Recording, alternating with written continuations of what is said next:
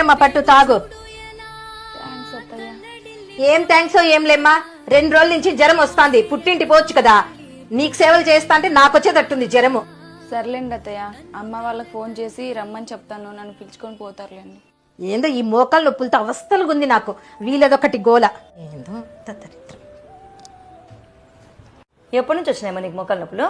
Yeah మోకాలు నొప్పులే, అది దాని పుట్టింటికి పోవాలని అట్లా చెప్పినానంతే, దానికాడ సేవలు చేసేది. హలో, ఎవరే ఫోను అంత దిగులుగా మాట్లాడుతున్నావు?